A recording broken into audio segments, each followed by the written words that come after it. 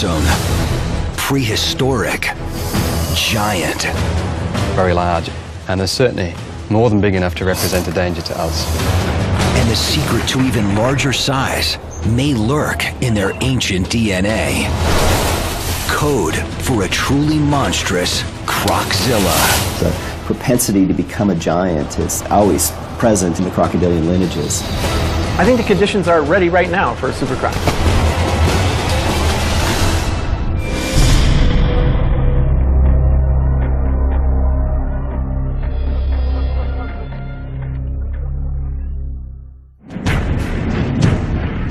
$65 million years ago, a devastating extinction event wiped out most of the Earth's reptile giants. Today, one massive-bodied beast remains. They avoided the extinction that nipped the dinosaurs in the bud, leaving only birds as descendants. It's really an incredible success story. They're one of evolution's most incredible survivors, revered by some as gods, reviled by others as man-eaters. So never underestimate a crocodile in the water. If you get too close to it, then really, that's the end of it.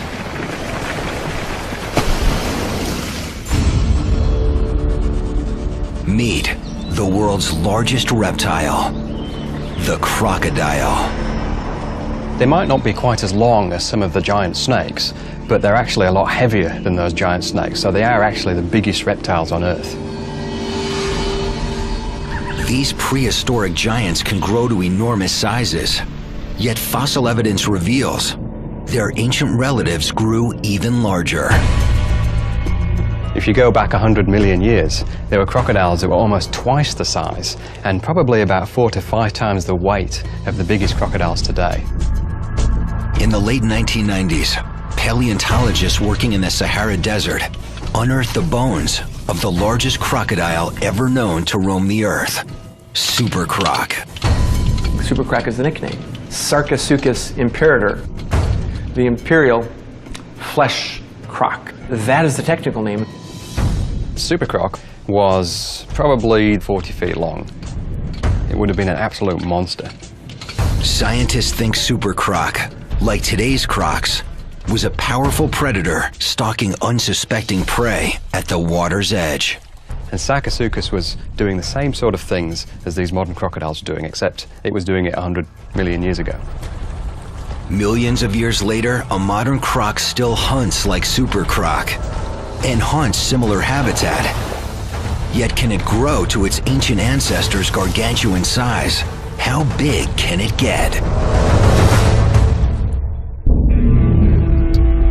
Here in Darwin, in Australia's Northern Territory, one potential Croczilla candidate dominates the region's tidal rivers and estuaries. Known locally as salties, these are the largest of the world's 23 species of crocodilians, saltwater crocodiles. The largest saltwater crocodile ever measured stretched over 6 meters long. Yet to outlast dinosaurs, you need more than monster size. You need a heavy-duty arsenal of survival traits.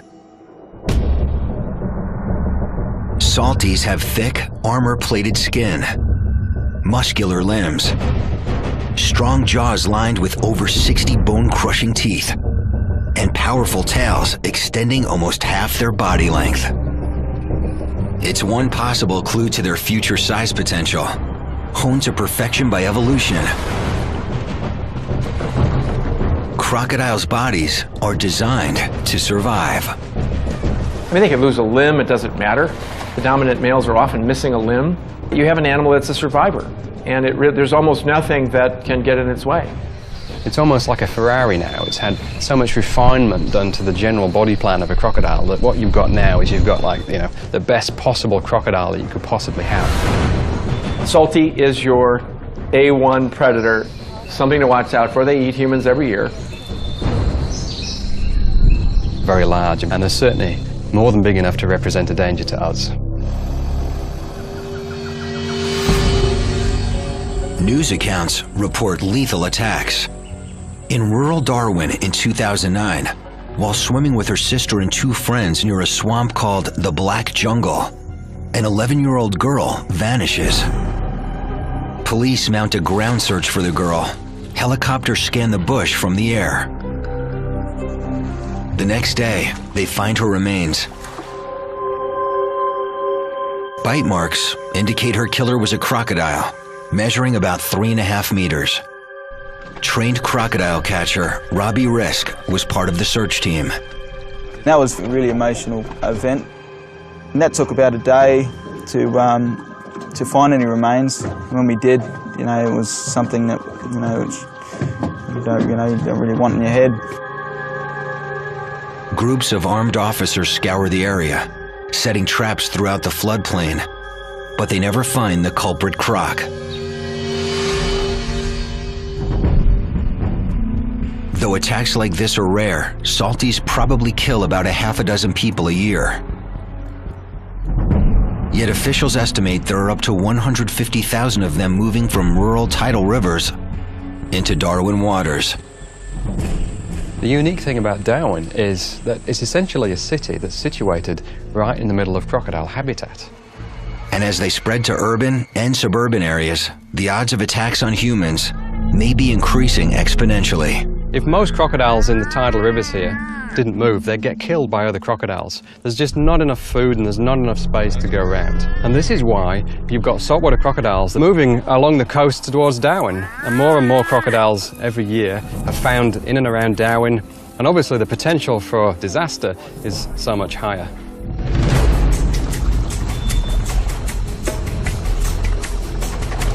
Accidental run-ins with wild crocodiles are an ever-present danger here. But there's an even more dangerous phenomenon. Rogue crocs that attack people on purpose. Rogue crocodiles don't behave like normal crocodiles, and they represent a really very significant danger.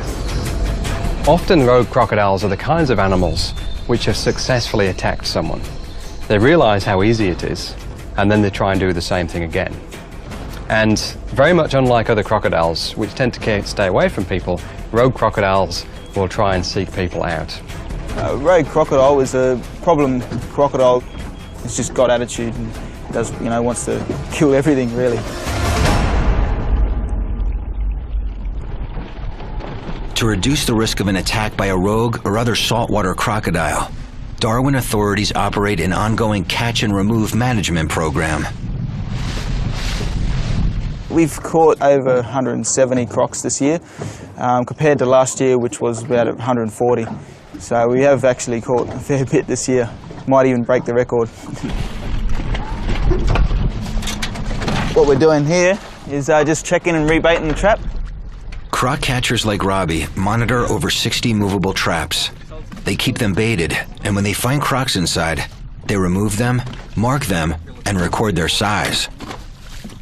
The largest salty Robbie's ever caught measured over 4.5 meters. But any size croc can do some damage. 3 meters, 4 meters can actually crush skulls and stuff like that.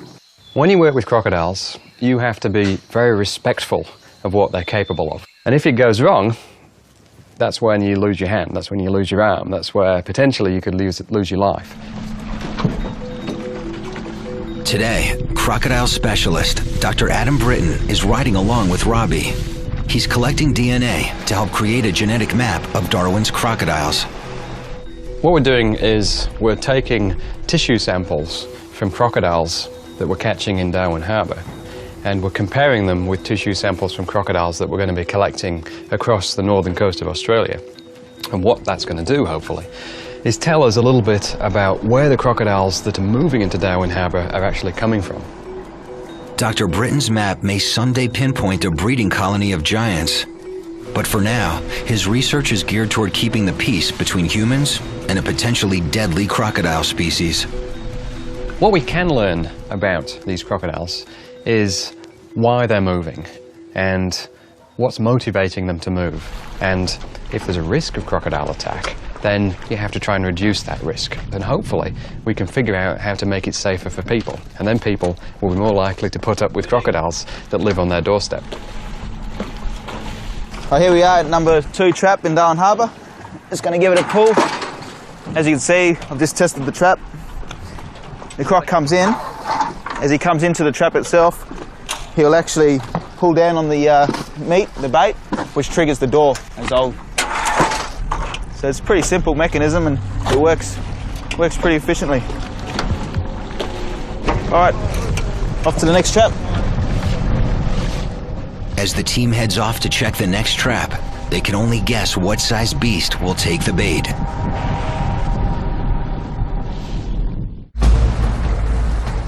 A crocodile can grow as long as it lives. It's another clue to their future size potential. When most creatures mature, they reach a maximum size and growth stops.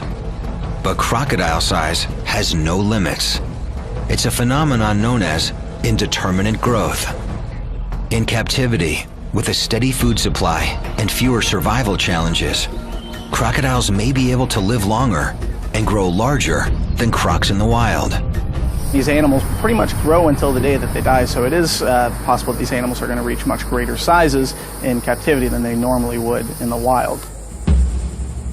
One of the largest captive crocs ever recorded, a saltwater crocodile named Gomek, lived here at the St. Augustine Alligator Farm Zoological Park in Florida. Gomek maxed out at over 17 feet, weighing nearly a ton. He became a main attraction, drawing audiences to his feeding shows in droves. Today, his supersized legacy lives on in another huge salty named Maximo. So he's over 15 feet long, 1,200 pounds. He's an incredibly powerful animal.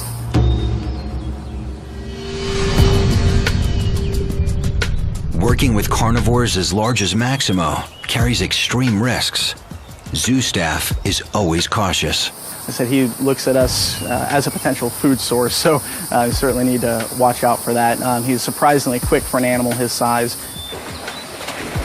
You can see the power in this animal when he jumps up after a rat. It's just something you really don't want to get too close to. Maximo's size may be what draws onlookers to his enclosure. Yet like other crocodilians, his most remarkable trait may be intelligence. Crocs are definitely the smartest of all the reptiles. They have the most well-developed cerebral cortex of any reptile, and they're a lot smarter than people think they are. Crocodilians have a reptile-sized brain. I mean, it's literally the size of a walnut. And yet, they are incredibly smart animals for what they need to do. And some of what they do is pretty spectacular. In the wild, crocs seem to have an eye for detail. They can read their surroundings and respond by changing their behavior. You can go into an environment, be observed by crocodiles that you never see, and you will never see them again. They didn't see you. They didn't like the way your clothes were. They didn't like the way you moved. They didn't like your boat. They hadn't seen your boat on the river. They noticed something was up. You will never find them again.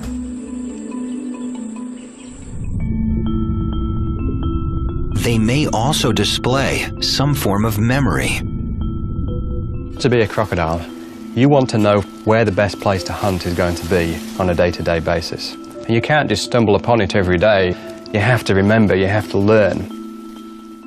And here in captivity, some crocodilians, like this alligator named Bomber, seem to show thinking. You tap him on the snout, he'll open up, throw a nugget of food in there, and he'll slam shut on. He gets a meal and somehow realizes that you want him to do that.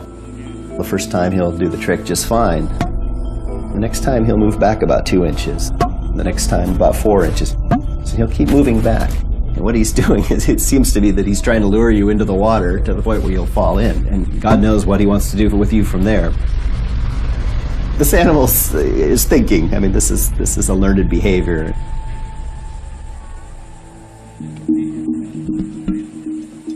These ancient survivors are more than creatures of pure instinct, and Maximo's no exception.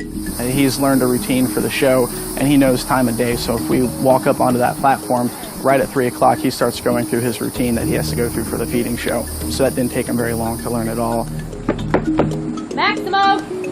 He was trained to kind of a 3-tap cue, so if you kind of pound the boardwalk 3 times, he'll still react to that. A lot more intelligent than most people would probably give him credit for. Smart, powerful, huge, and still growing. Maximo's just 40 years old. At 4.5 meters, 544 kilos, he can grow for decades. Only time will tell how much bigger he can get.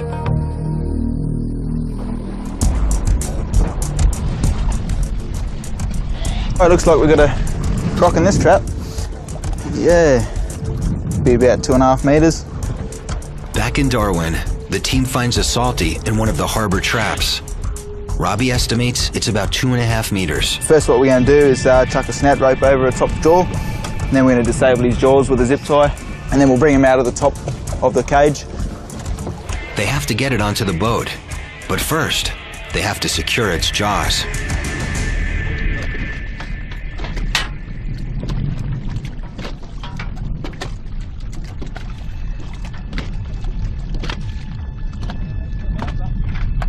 To get the croc to open its mouth, the croc catcher taps it on the snout. He slips a snout rope around its upper jaw.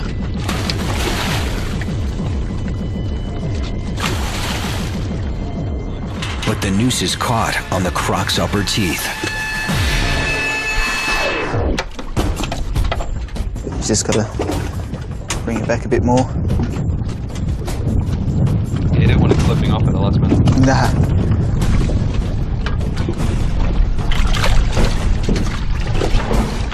Finally, the noose slips over the teeth and into position around the upper jaw.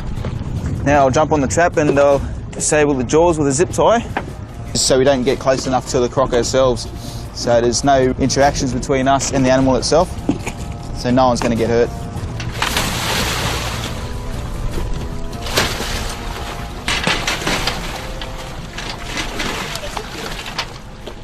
Now what we're going to do now is just duct tape his jaws together and then cover his eyes. Covering its eyes helps minimize stress. Eyes covered, jaws are secured. Now we're ready to bring him out of the trap.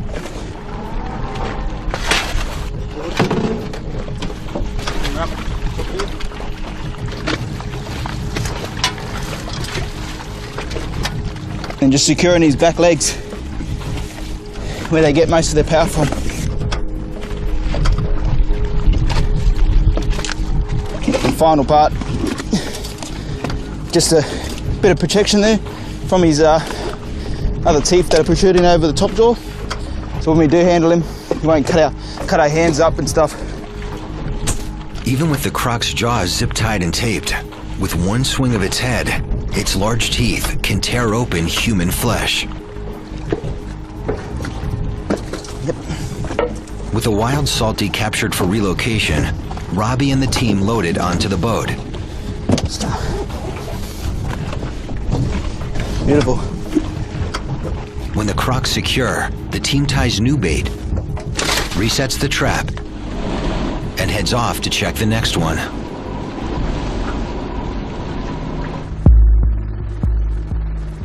Here in Queensland, Australia, in the rivers and swamps surrounding Cooktown, some fear croc populations and attacks may be on the rise. In 2005, a crocodile measuring nearly 4 meters dragged a fisherman from his canoe and killed him. Park rangers located the croc and shot it. More recently, in 2008, on the banks of the Endeavour River, when a 62-year-old man left his campsite to check his crab pots and failed to return, his wife called authorities. Once on scene, they find crocodile slide marks down the riverbank. A full-scale search turns up one of the man's sandals and watch. Weeks later, authorities discover the man's remains inside a 4.2-meter croc. Experts say attacks like these are just freak accidents, but some locals worry. If crocs continue to spread to areas inhabited by humans, more fatal encounters may be inevitable.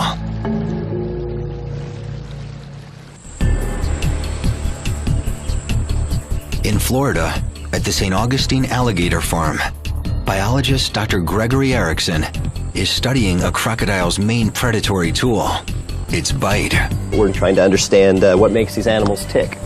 We're interested in how the musculature and the mechanics of the jaws allow them to generate their bite forces, and how the shapes and sizes of the teeth contribute to the pressures that these animals use to make a living. These are our bite force transducers.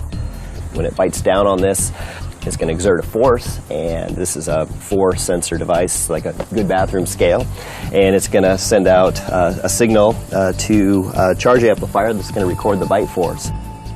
He starts by prepping a specially designed bite force meter.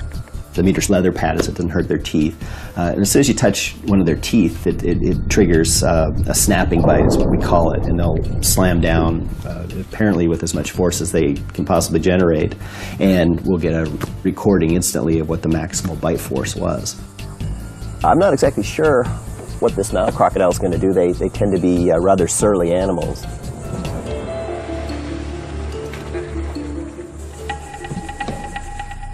Together with curator Kevin Torregrossa and another park staffer, Dr. Erickson enters the croc enclosure.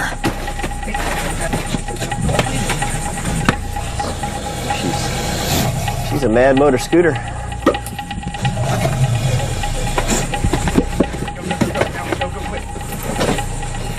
The crocodile fights, rolling and wrapping itself in the rope. Leave him right there.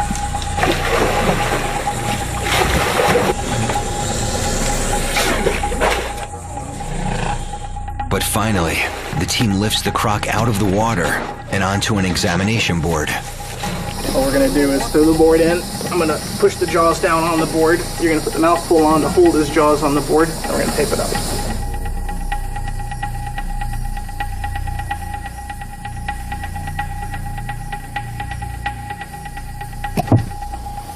I hate that part.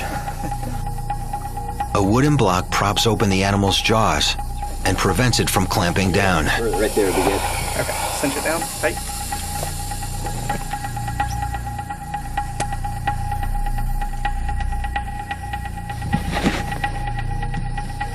What I'm doing is I'm taking dental putty. It's essentially the same material your dentist uses to cast your teeth when you're going in for dental work.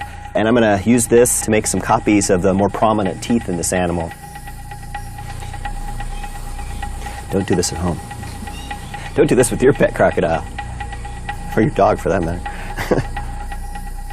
Before taking bite force readings, Dr. Erickson takes dental impressions. By making molds of the teeth, then we can make casts of them, and essentially we can walk away with a replica of the teeth. From that, we can do studies as to how much pressure they actually generate at the tips of their teeth.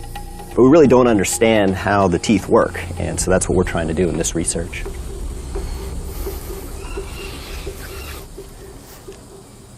I hate doing this. It's not a natural thing to do, to put your hand in the mouth of a crocodile.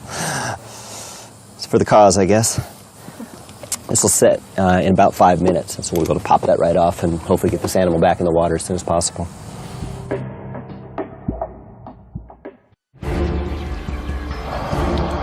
Another clue to crocodile's future size potential: predatory skill. Crocodiles are classic ambush predators. In other words, they stalk silently and attack rapidly. They can hide in a river with just a nostril and an eyeball sticking above the water and prey on something that has no idea what's about to happen. Crocodiles are masters of their habitat. To hunt, they often just sit and wait. All animals have to have water, and so you've got a constant source of food coming to you, and all you have to do is get good at catching it. It doesn't really matter who the players are coming to the water's edge. The crocodile doesn't care as long as it's a meal. Hidden with its eyes, ears, and nostrils sticking just above the water's surface, a crocodile can use its powerful senses to home in on prey. They have these pressure receptors around their jaw, and literally they can detect changes in pressure through the water. They have an excellent sense of smell. They can smell animals and prey from quite a long distance away, and it could be several kilometers away. Their hearing's actually better than ours at low frequencies, and so they can hear the rustle of footsteps, they can hear animals moving through grass. Their eyesight is excellent too. They've got full color vision and they can see at night very effectively.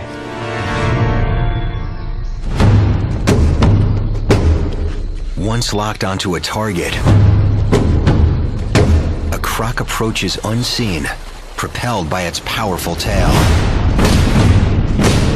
It's the driving force that allows them to be able to swim at great speeds, but more importantly, to slowly swim without creating a lot of turbulence. And if they see something come close to the water, they'll swim underwater for a distance, and then they'll come up a little bit closer, and they'll have another look, and they'll see what the situation is. And they'll keep getting closer and closer. And all that prey item has to do is get sufficiently close to the crocodile, and as soon as that happens, bang, that's it, it's all over.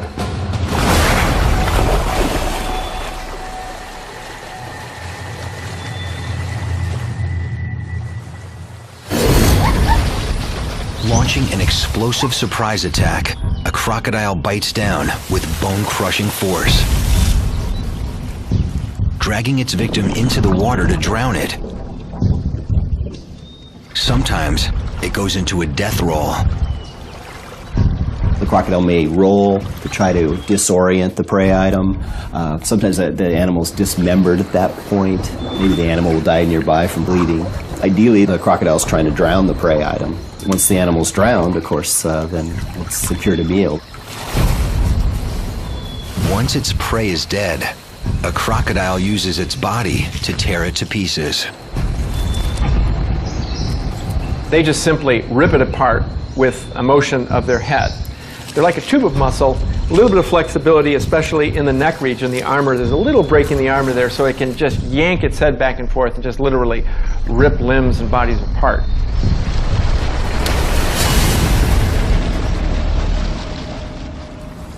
Gravity helps it swallow. Okay, let's see if this is all it seems to be. Back in Florida, Dr. Erickson removes the dental putty from a nearly 2.5 meter crocodile's tooth. This animal's really powerful. You saw right there, just touching that tooth set this animal off. They're a lot faster than we are, so you have to be careful. I mean, if we hadn't had that mouth taped shut, I'd be heading for the hospital right now.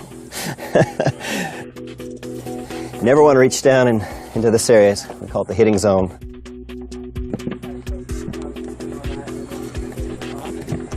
Got a really nice mold here of the malariform teeth as well. And so we'll take these back to the lab and we'll make some replicas of this crocodile's teeth. Now tighten it up. With molds removed, Dr. Erickson prepares to measure the croc's bite force. Here we go. Oh, missed it. Just missed it. Okay, so what happened? Here's the croc saw the bar coming. They try again, hoping for a more direct hit. All right. 375. Yeah, this animal's starting to tire a little bit, and so that's probably all we're going to get. Roughly 400 pounds of force. With full energy, it's potentially capable of even greater forces. And as it grows, so will its bite. Got it.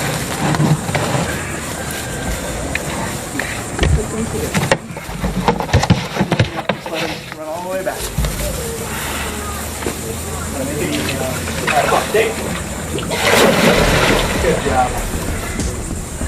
Back to his corner. As the team releases the croc, it races off. Dr. Erickson will take his molds, bite force readings, and measurements back to the lab for analysis. With the bigger crocodiles, such as the saltwater crocodiles, we're getting numbers approaching 4,000 pounds. Almost twice what we see in the spotted hyena, which is the bone-crushing champion among mammals. It's also twice as high as what you see in the Bengal tiger or an African lion. Over 1,800 kilos of force eclipses any animal on the planet.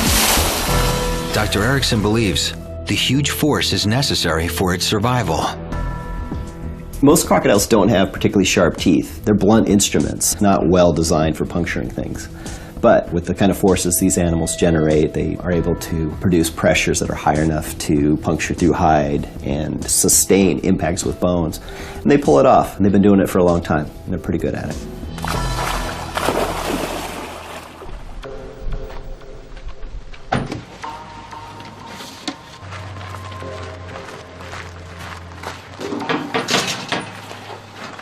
Back in Darwin, after finding a second croc in a harbor trap, Robbie and his partner transfer their catches to a truck. Measure them up. And then identification numbered. We always keep the heads up just to stop them from, regurgitating. And then they could drown because, their jaws have been taped up. This is a receipt book here. This is what goes to the croc farm, and we keep the other half. Record the sex and how we actually caught them, and also the size of the animal. The feature for these two crocs here are decided by the croc farm who we give them to.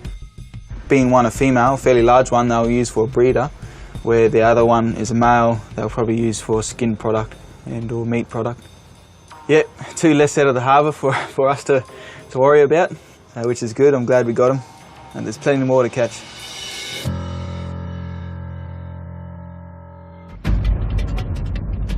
Another clue to crocodiles' future size potential?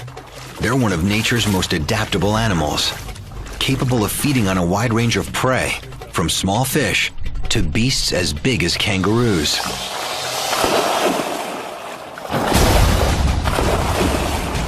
They're feeding on things such as clams and crustaceans and even insects, fish, frogs, you name it, turtles. They're able to feed upon a broad range if the opportunity presents itself, or if they're forced to do so just due to diminishing resources.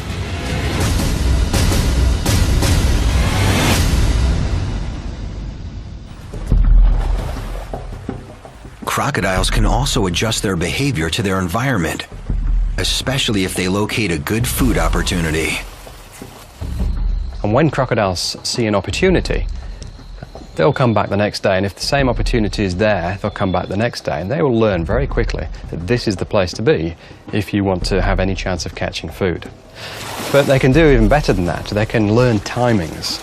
They can learn, for example, that if a migration is happening during September or during April of a certain species of fish or a certain species of mammal, and that's the best time to catch them, you can guarantee that a couple of weeks before it happens, the crocodiles will start migrating into that area. And if food isn't available, they can go months without eating. When they finally do eat, they use food efficiently, converting it into energy for growth. Crocodiles' extreme adaptability has helped them survive, while other species have gone extinct. Today, they remain the planet's last truly massive reptile. But recent fossil discoveries reveal a lineage of even larger crocodilians. In the 1990s, paleontologist Paul Sereno and a team of researchers stumble upon the find of a lifetime: the ultimate killerzilla, Sarcosuchus imperator, super croc. Back about 15 years ago, I set foot in the Sahara. It was an exciting and very difficult expedition to try and open a Pandora's box of dinosaurs. But what was really eye-opening was the crocodiles. And in fact, the very first bone I found belonged to super croc. Then we found the skull. To see a 6-foot skull, something that is longer than you are when you lay down next to it, and realize that that's a crocodile, it is amazing. I mean, we marveled at it when we were in the field. Roughly 110 million years ago, super croc stalked the banks of a river, coursing through what is now arid land. Super croc was an ultimate stealth predator, ambush predator. It had enormously powerful jaws and teeth that were like stubs. They were like hooks. They were definitely not designed for eating fish. They were designed for eating dinosaurs. They were designed for pulling dinosaurs down to the water, drowning them, ripping them apart. And the tail is like I don't know, it's like the trunk of a sequoia. It's too big to wrap your arms around. It's absolutely monstrous. They probably had bite forces perhaps as high as 20,000 pounds or something like that, and God knows what kind of pressures they were generating.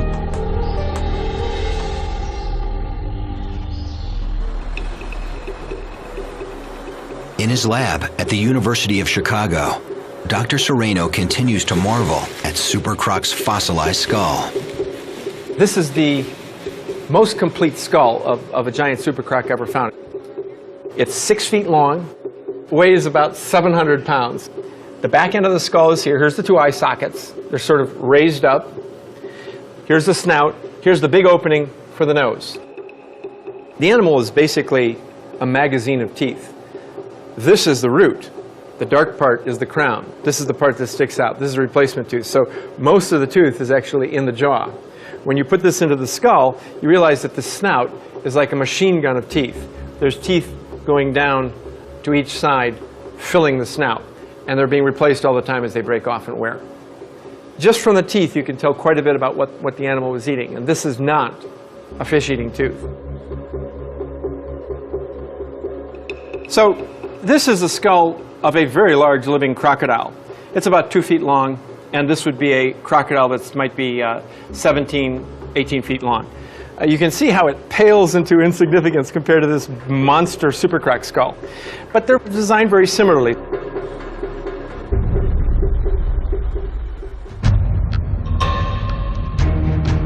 So, how big was Super Croc? They're about twice the size of the largest saltwater crocodiles, and probably somewhere in the region of about 10 times as heavy. Well, we think Super Croc was 40 feet long as a full adult. Yes, a croc the size of a school bus. How much did it weigh? 8 tons is a good estimate. The largest crocodile to ever survive on Earth.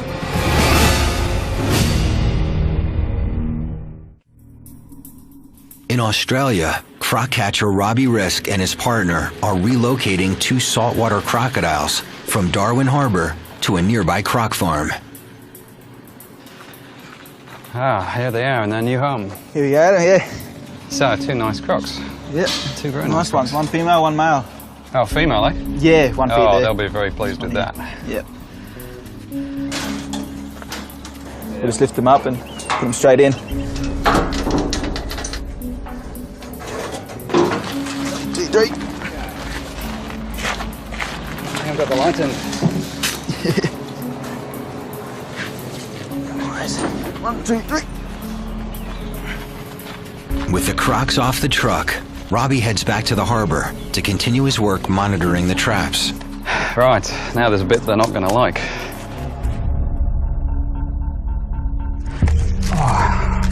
Okay, so what I'm going to do now is take a tissue sample from this crocodile. These Dr. tails Britton you see hopes here. the tissue You see samples will Robbie's yield already genetic taken material for his some DNA map of Darwin's croc population. And this is basically just cartilage, but it's got some genetic tissue in it. So what I'm going to do is use one of these biopsy punches and just take a bit of that tissue and store it in one of these vials. And then we're going to do some analysis on it to find out if we can determine where this crocodile came from. This is actually the first time I've used this technique. Okay, that worked a bit better.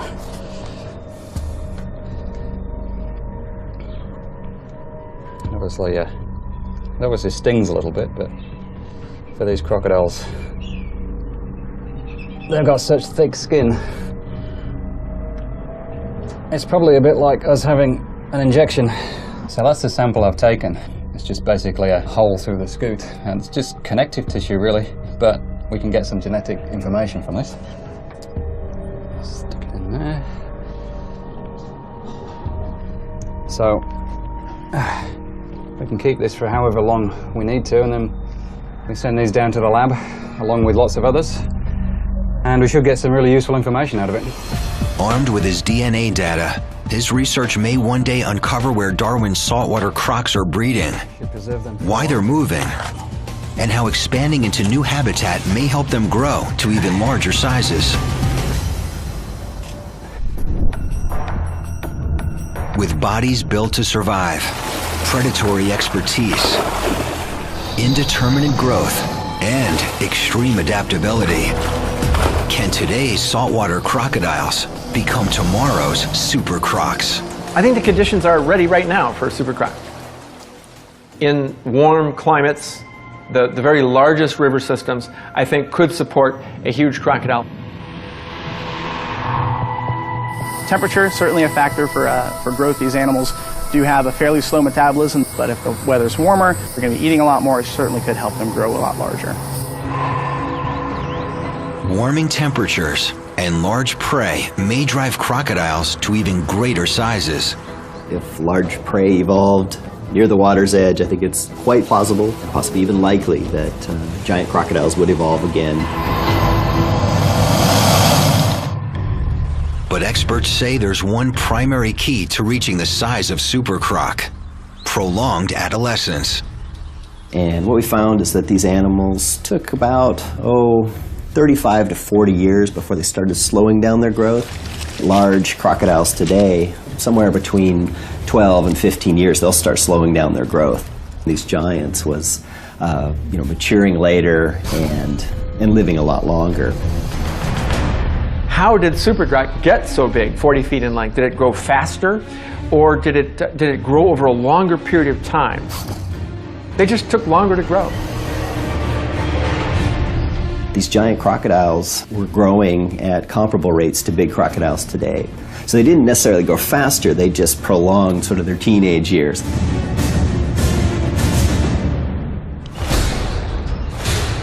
With the right circumstances and an extended adolescence, modern crocs may someday morph into future giants. Body size is one of the easiest things for evolution to change. Just a handful of genes, a couple of glands going on and off at different times, and you can enlarge yourself beyond what you once were. What happened during crocodilian evolution is on about 6, 7, maybe even 8 occasions. Crocodile lineages reached gigantic proportions, animals 35 feet or more. The propensity to become a giant is always present in the crocodilian lineages. Life is not constant, life will change. And it may be possible that in the future, something as large and impressive and awesome as Sarcosuchus might one day exist again. So, how big can it get? If future salties size up to super croc proportions, this is what a croczilla might look like. A fearsome predator clocking in at more than 12 meters, 7,000 kilograms. With a tail almost 5 meters long, a near 2-meter skull, teeth like railroad spikes, and jaws capable of biting down with over 9,000 kilos of pure predatory force. One colossal example of how big it can get.